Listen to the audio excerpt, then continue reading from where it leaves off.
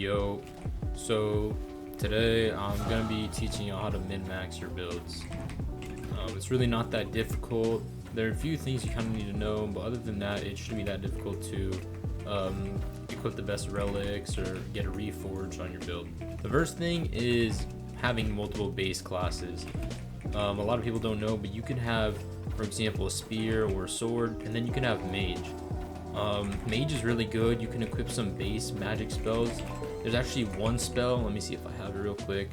It's called Scroll of Radiance. Now what this scroll does is it gives you light, and that's what the description is, but what it doesn't tell you is it actually heals you for 30%. It heals you for 8% every 30 seconds, which is something that a lot of people don't have, and in a fight that'll heal you quite a bit and potentially even save you from a fight. You could have other base classes too that might help you, for example Witch Doctor, and then I think Mage would be a great fit just because you can cast a lot of spells instead. I'm going a hybrid right now for this class just to see how hybrid it really is, but I would not recommend it for now. I don't think it's that good. Maybe they'll buff it in the future, but I don't think, unless there's like some sort of combination that I'm not aware of. So yeah, next is going to be Relics. Now relics are anything with these stars right here. There's two things you're really looking for.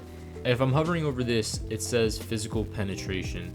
This means that you'll deal more damage, and you'll be able to bypass a lot of physical armor.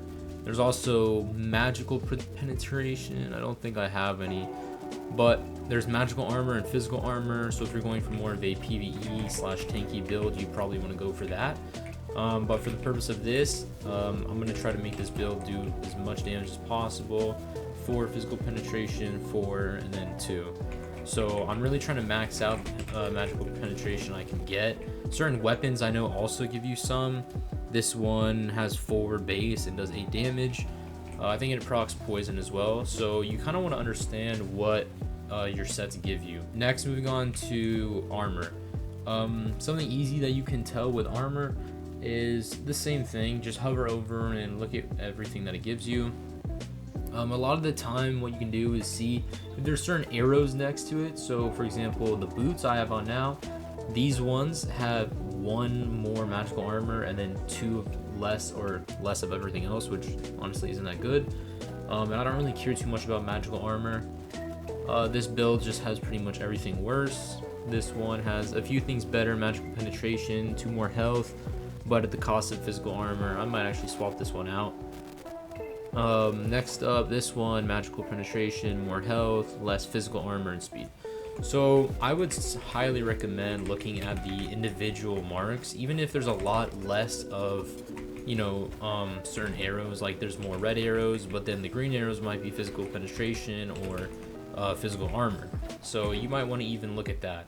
A next thing we're going to be looking at is something called Reforge, but this is what it is. On the wiki right here, you can see that it applies certain base things. So damage, this weapon Reforge gives you 40% damage, 5% speed.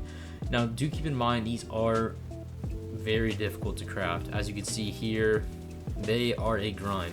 But if you want to get the best build you can possibly get, this would definitely be the way to do so. As you can see, the list is pretty long. There are certain debuffs you can get, but for the most part, they're going to be buffs. They are a little difficult, so do be prepared to, go for somewhat of a grind if you're trying to build the best as possible.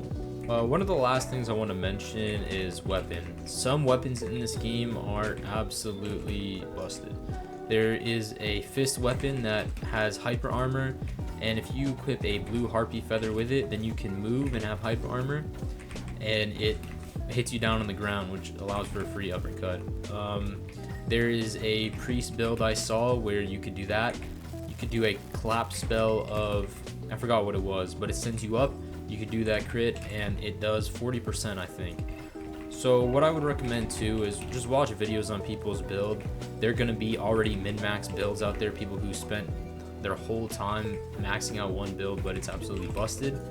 And I would just recommend copying that, honestly, since this game unfortunately has a sort of meta at hand. You can't necessarily make a bad build good. Unfortunately, that's just the way the game is. Last thing, I would say your race does matter too. Make sure that you have a good race. Lizard, Orc, Nova Kid, all of those right now are very decent. Some are better for PvE versus PvP.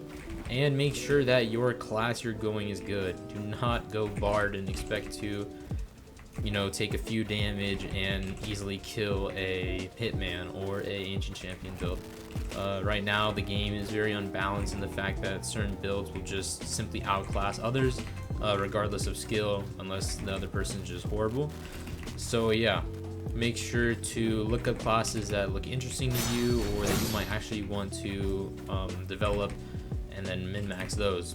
So just to recap, make sure you understand reforging. Do that later. Get good artifacts, relics, armor, weapons.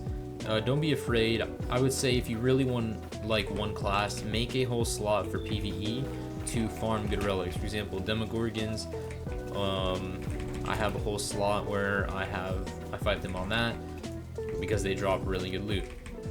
So do that. Races, classes, make sure you equip those. Race rerolls, they just gave those out, so make sure to use those as much as you can. And yeah.